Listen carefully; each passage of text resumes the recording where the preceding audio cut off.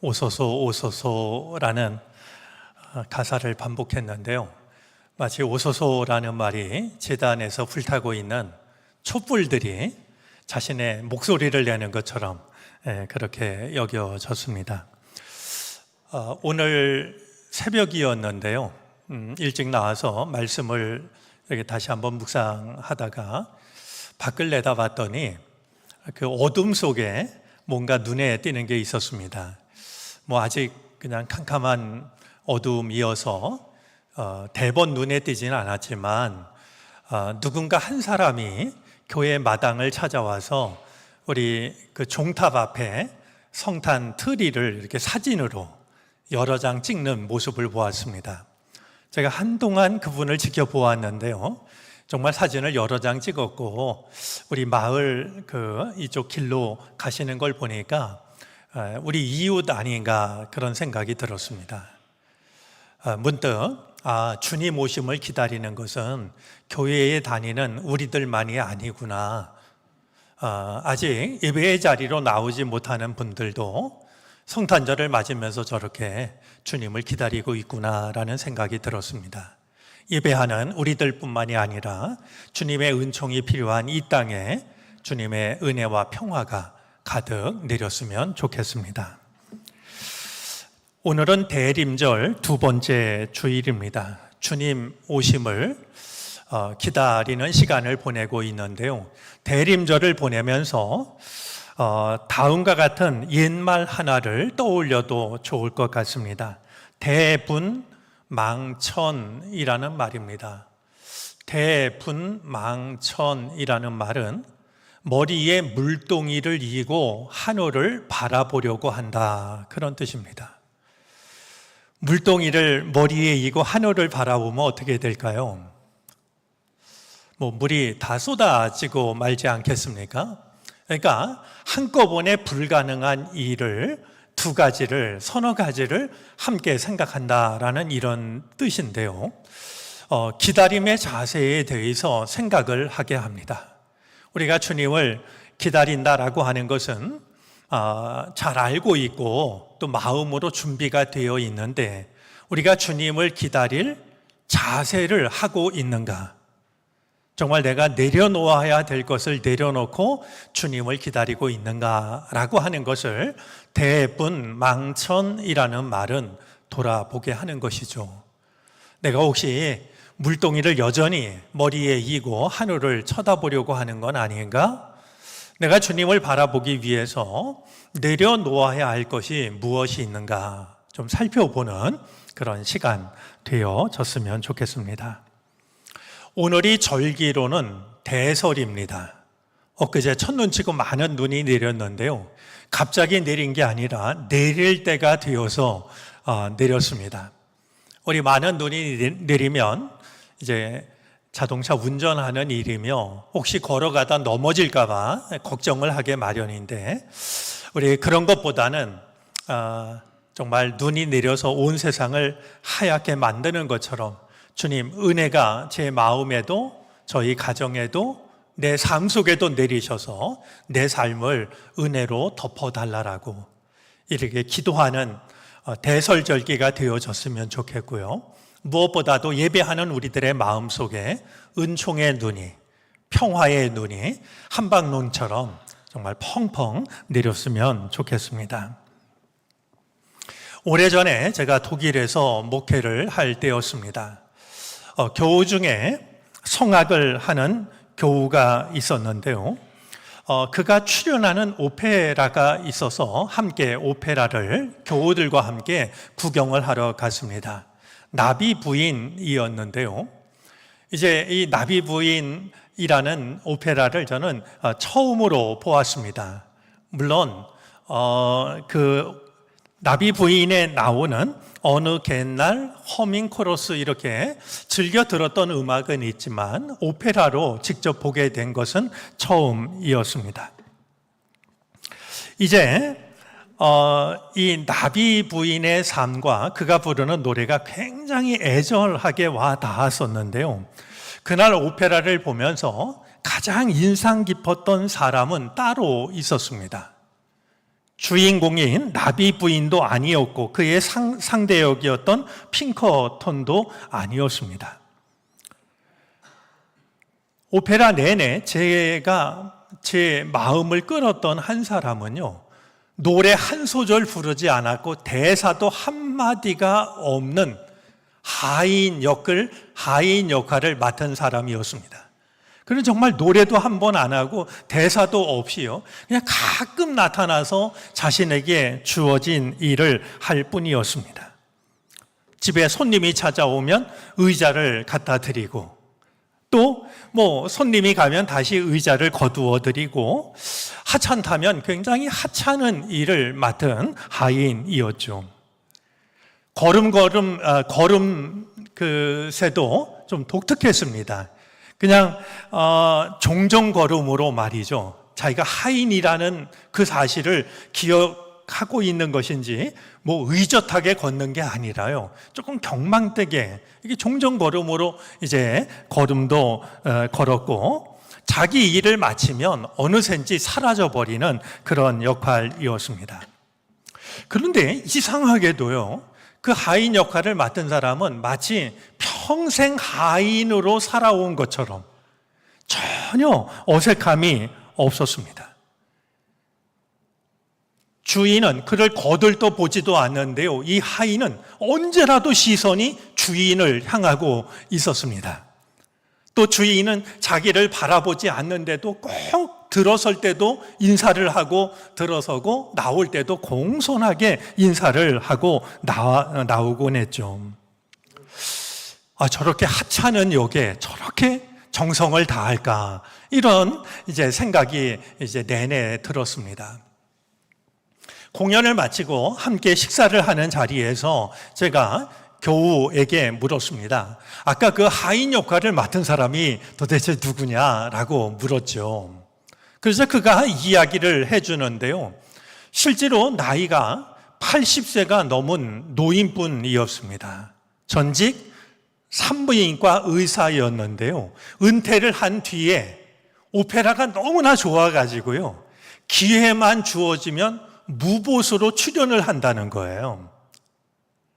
그날 맡았던 것처럼 이제 엑스트라에 불과하지만 그는 그 역할에 말이죠, 마치 다른 사람으로는 대체가 불가능한 것처럼, 마치 자기가 그 역할을 맡은 사람으로 살아온 것처럼 최선을 다하고 있다라는 그런 이야기였습니다. 저는 지금도 제가 독일에 가서 처음으로 본 오페라 나비 부인을 떠올리면 주인공 나비 부인보다도요, 그날 이 나비 부인 역할을 맡았던 이 프리마돈나의 그 노래가 정말 인상적이었는데요. 그래도 이제 그 나비 부인을 생각하면 가장 먼저 인상 깊게 떠오르는 사람은 나비 부인 역할을 맡았던 그분이 아니라 하인 역할을 맡았던 말이죠. 그 사람이 제 기억 속에 먼저 떠오르곤 합니다. 자신에게 주어진 역할이 주인공은 아니었지만 주인공이 아니라고 서운해하거나 그런 것이 아니라 정말 그 역할에 최선을 다하고 있는 그 모습이 참으로 인상적이었습니다. 사람들 앞에서 주인공을 꿈꾸기보다는 하나님 앞에서 어릿광대를 꿈꾸는 것이 옳은 거구나라는 생각을 제 마음속에 떠오르는 그 하인 역할을 맡았던 사람은 늘 하게 합니다.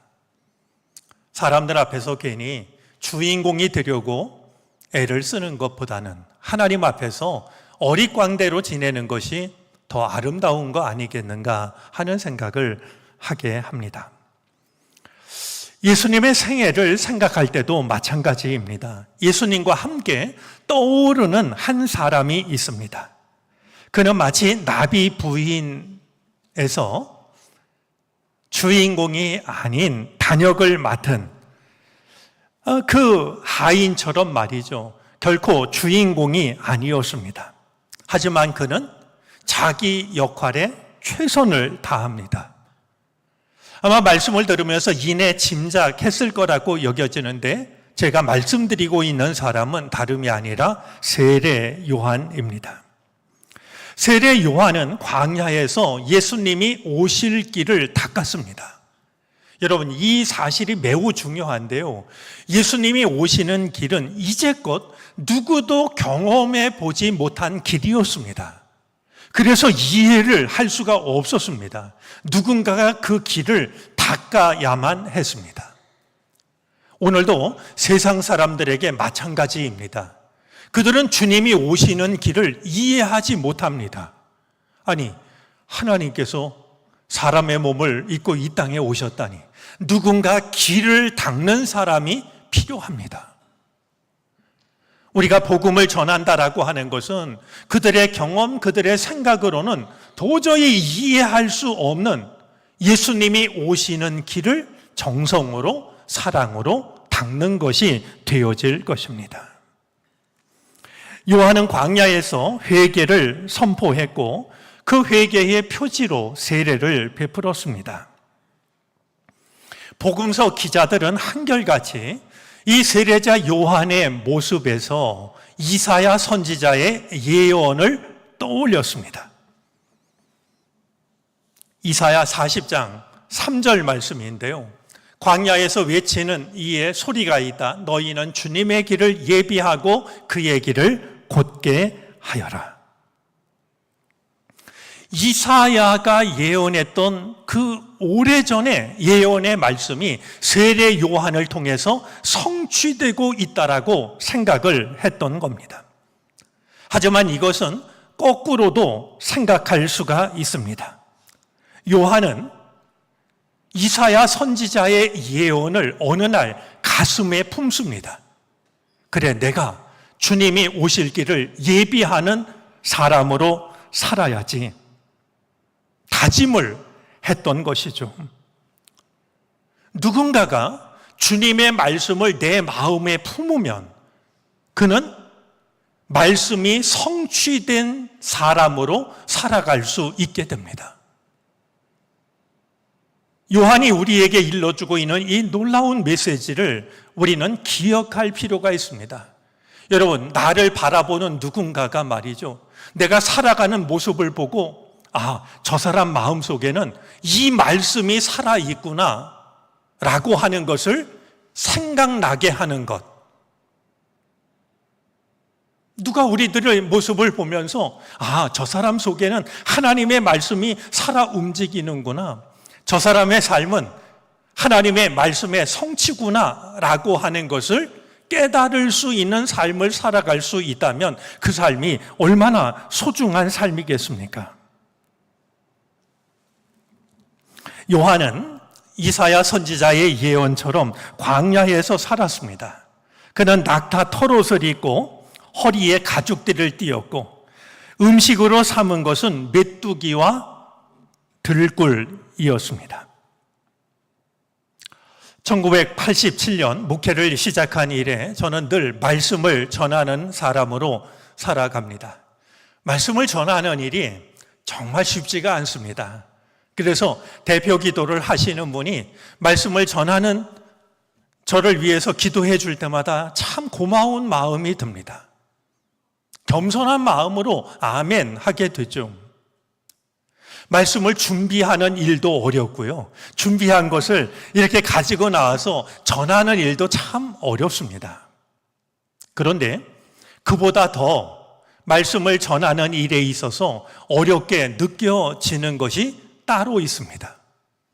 말씀을 준비하는 것, 전하는 것도 어렵지만 제게 있어서 그보다 훨씬 더 어렵게 여겨지는 것은요, 제가 말씀을 전한 것처럼 살아가는 겁니다.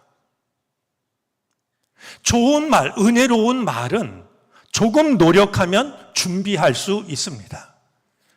그러나 내가 전한 말씀처럼 내가 살아가는 것은 전혀 다른 문제입니다. 내가 하는 말과 내 삶의 거리가 생기면 내가 했던 말은 힘을 잃어버리게 됩니다. 내가 은혜로운 말씀을 전하고 그대로 살지 못하면 나는 그야말로 울리는 꽹과리가 되어질 뿐이고, 한 걸음 더 나가서 거룩해 보이는 위선자가 되어질 뿐이라고 하는 것을 알고 있기 때문입니다. 요한은 그것을 알고 있었습니다. 백성들에게 회개를 외치는 자리를 웅장한 성전으로 삼지 않았습니다. 백성들에게 회개하라고 외치면서 자기는 비단 옷을 입지 않았고 기름진 음식을 먹은 것이 아니었습니다. 그는 광야에 있었고 광야에서 사는 사람답게 살아갔습니다. 요한의 삶은 그가 전하는 메시지와 하나였습니다. 그래서 사람들은 그의 말에 귀를 기울였던 것이고 어느새 그의 삶 자체가 하나의 메시지가 되어졌던 겁니다. 제가 이따금씩 마틴 슐레스케가 한 한마디를 여러분에게 소개하는데요. 그는 이렇게 말했습니다.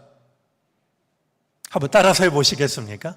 우리의 삶은 하나님께 드리는 기도이자 세상을 향한 설교입니다.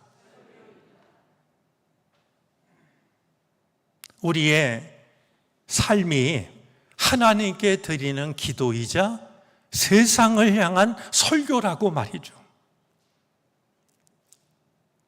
요한이 뭔가 멋있는 말은 광야에서 하고 생활은 전혀 다른 생활을 했던 것이 아니라 광야에서 사는 그 삶을 살아가면서 그가 회개를 선포했기 때문에 사람들의 마음과 걸음이 움직였던 것이죠. 사람들은 이 요한을 바라보면서 놀라운 생각을 하기 시작했습니다. 혹시 저 사람이 우리가 오랫동안 기다려온 메시아가 아닐까 하는 생각이었습니다. 이 생각은 기대이자 희망이기도 했습니다. 어느새 요한을 따르는 제자들도 생겨났습니다. 발 없는 말이 천리를 간다고 했습니다. 요한에 관한 소문이 어느새 예루살렘까지 퍼져갔습니다. 유대인들은 제사장들, 레위 지파 사람들을 요한에게 보내가지고 당신이 누구요? 묻습니다. 이 질문 속에는 혹시 당신이 메시아 아니십니까? 라는 이런 기대가 담겨져 있었던 질문입니다. 요한도 자신에 대한 소문을 알고 있었던 것 같습니다. 질문을 받은 요한은 거절하지 않고 애매한 태도를 취해서 이것도 얻고 저것도 얻는 이런 유치한 방법을 선택한 게 아니라 분명하게 대답을 합니다. 나는 그리스도가 아니오. 대답을 하지 않았다면, 그냥 너희들이 알아서 생각하라고 했다면 사람들은 요한을 메시아로 또 바쳤을 겁니다. 너무나도 그 사실을 잘 알고 있는 요한은 분명하게 말합니다. 나는 그리스도가 아니요.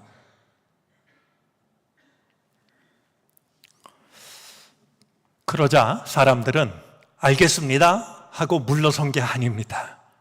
거듭해서 재차 3차 그렇다면 당신은 누구란 말이요? 질문을 하면서 제발 우리를 보낸 사람들한테 가서 대답할 대답거리를 들려달라고 이야기를 하죠.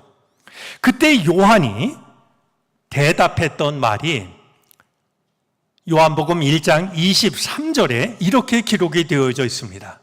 예언자 이사야가 말한 대로 나는 광야에서 외치는 이의 소리요. 이렇게 말을 하면서도 요한은 한 가지 마음에 걸렸던 것 같습니다. 자기가 이렇게 말하면 사람들의 오해를 사지 않을까? 혹시 사람들이 이렇게 말하는 자신을 두고 저분은 메시아인데 겸손하기까지 하시구나, 이렇게 생각하지 않을까 걱정이 되었던 것 같습니다. 요한이 한마디를 덧붙입니다. 내 뒤에 오시는 분이 있는데 나는 그분의 신발끈을 풀 만한 자격도 없다. 너희들은 내가 메시아라고 생각을 하지만 나는 아니다. 내 뒤에 오시는 한 분이 있는데 나는 그분의 신발끈을 풀 만한 자격도 없다. 놀라운 것은요, 신발끈을 푸는 일은 종이나 노예의 몫이었습니다. 주인이 돌아오면 무릎을 꿇고 주인의 신발끈을 풀어드렸습니다. 요한은 지금 분명하게 말하고 있는 겁니다. 내 뒤에 오시는 그분과 나는 비교조차 할 수 없다고 말이죠.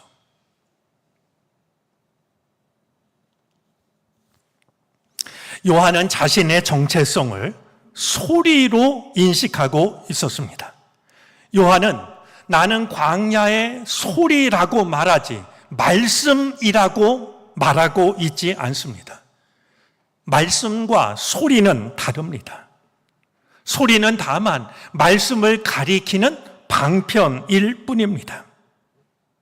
요한은 이 사실을 분명하게 알고 있었기 때문에 사람들이 메시아 아닌가 왔을 때 괜히 까치발을 들고 말이죠, 내가 말씀이라고 이렇게 말하지 않고 나는 소리라고 말이죠, 이야기를 했던 것입니다.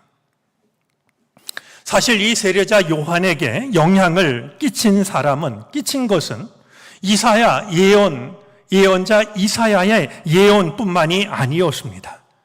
자기가 막 세상에 태어났을 때 아버지 제사장 사가랴가 자신을 두고 예언한 내용이 있었습니다. 누가복음 1장 76절 77절인데요. 우리 한번 제사장이자 아버지 사가랴가 세례 요한이 태어났을 때 어떤 예언을 했는지 한번 읽어 주시겠습니까?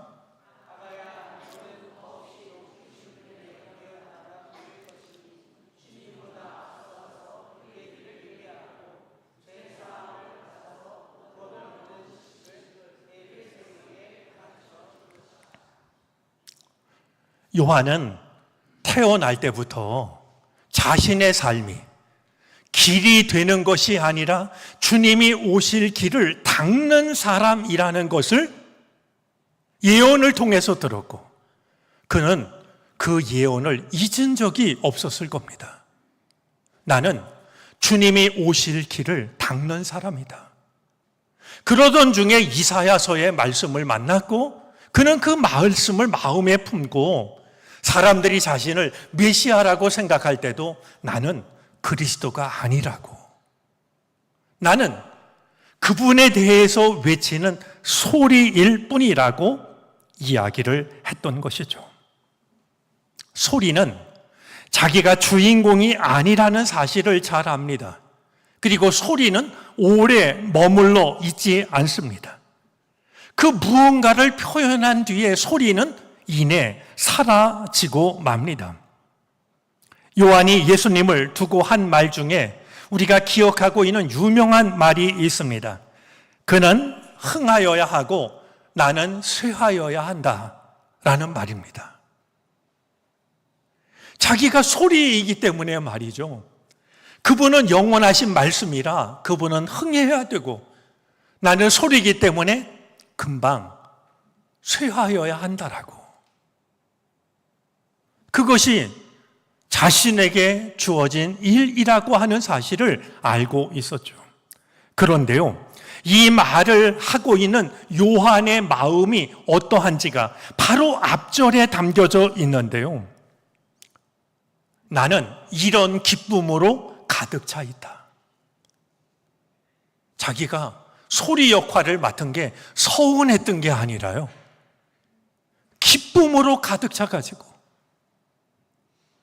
그분의 길을 준비하는 그 역할이 자신에게 주어진 것을 기쁨으로 여기면서 기꺼이 얼마든지 광야의 소리가 되는 그 삶을 선택했고 걸어갔던 것입니다.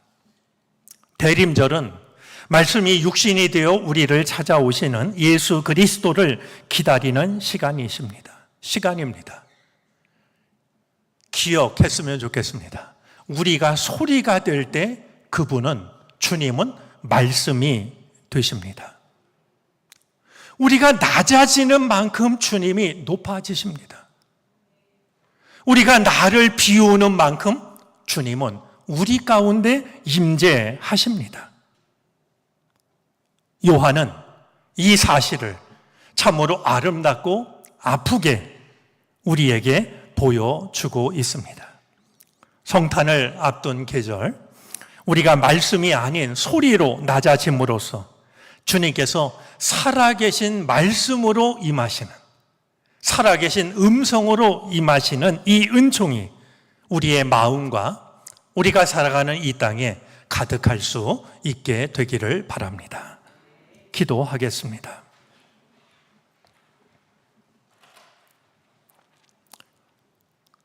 사람들 앞에 주인공을 꿈꾸는 것보다 주님 앞에 어릿광대로 살아갈 것을 꿈꾸는 우리가 되게 하옵소서.